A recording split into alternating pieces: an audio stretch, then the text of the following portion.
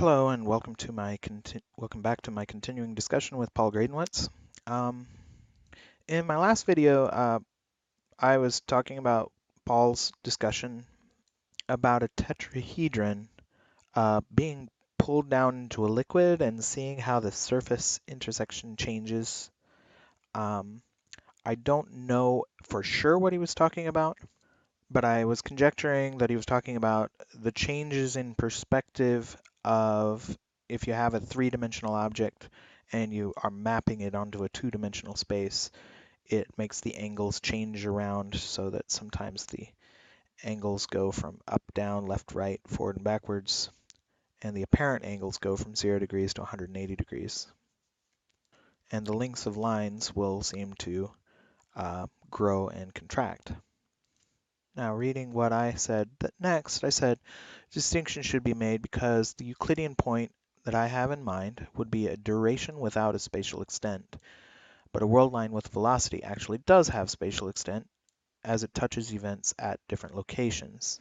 Okay, so this is I think what he's doing here is he's making an argument to support George's description. If we have a space versus time object, and we've got an object going through space going like this, he's saying the world line only also intersects space in one point. So he's saying here's our space, here's the point where the world line intersects the space. And I am saying that the world line actually does have spatial extent because we don't just include that point in time. I'm saying we should include this point in time too. X equals 0 over here, x equals, say, 10 over here, and that the world line actually does have both a spatial extent and a time extent.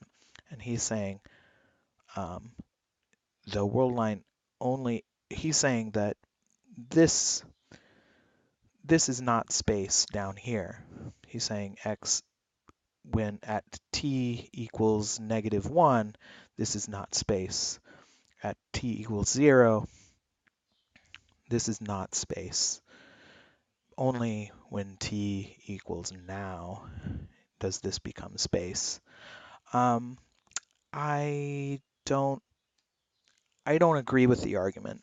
I think that space remains space over time, but he does say the world line, he does acknowledge, I would say that the Euclidean point has duration without spatial extent.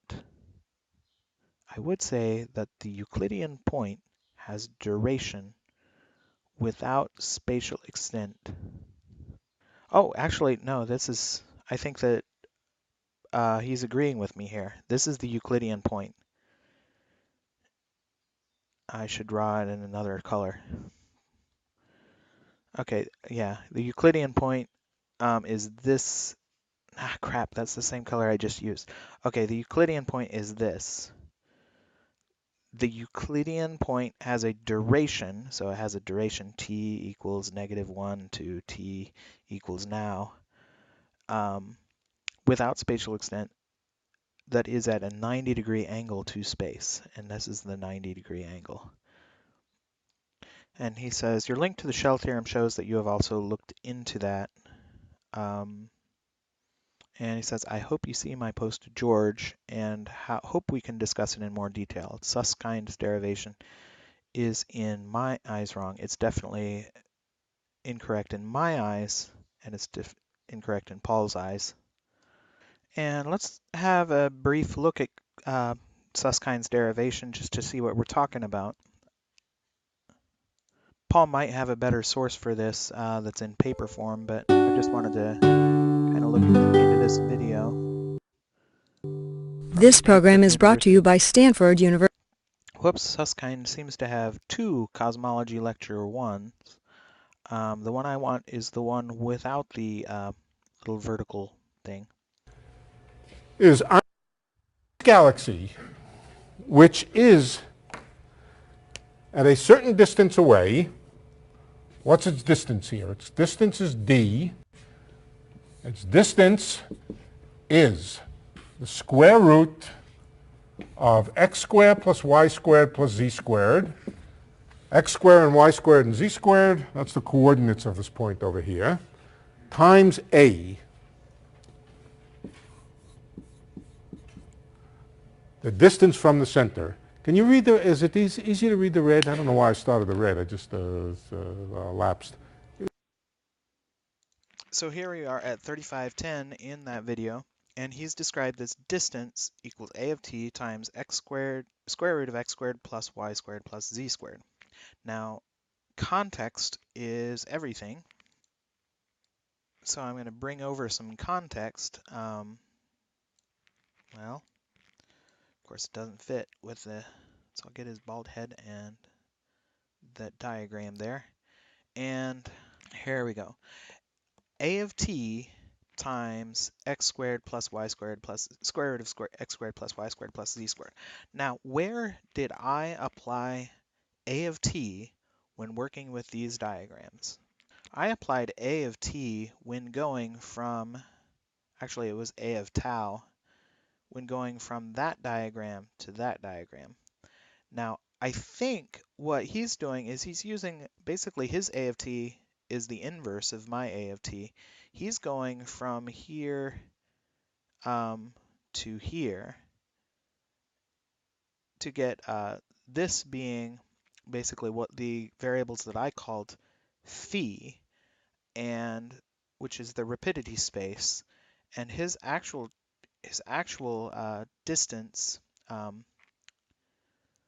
could be written distance equals tau phi, which is a of tau. It's like the inverse of mine, a of tau square root of, and then he's got to do phi sub x squared plus phi sub y squared plus phi sub z squared. Now, in that context, he's expecting, for some reason, that in that context of this map, he's expecting some sense that all of these particles should be kind of attracted to one another because of gravity.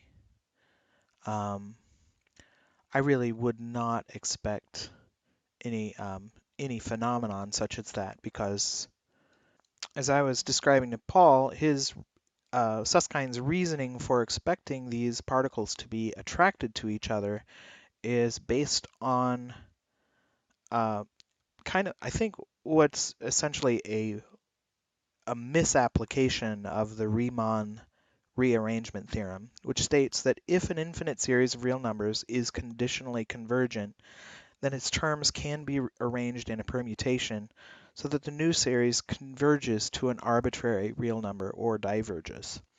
And so all of the accelerations calculated in this reference frame are calculated from the point of view that this observer here is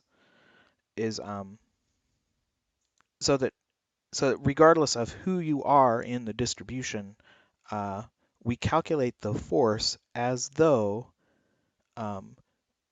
you are at the center of the distribution, and hence you can cancel out all terms using cancel out a bunch of terms using the Newton's shell theorem. Anyway, to me, there is absolutely no reason to expect that phenomenon. Using the Riemann rearrangement theorem is not going to cause any of these lines to go either direction. On the other hand, if we go into this map, where the actual distance, the x, represents the true distance, then we could start to discuss how different distributions of matter will actually affect the acceleration. But an infinite distribution of matter and balanced in the way that Milne had it, no, there's not going to be any there's not going to be any preferred direction of acceleration. All right, I think I've finished this message of Paul's, and I will come to the next one in the next video. Thanks for watching.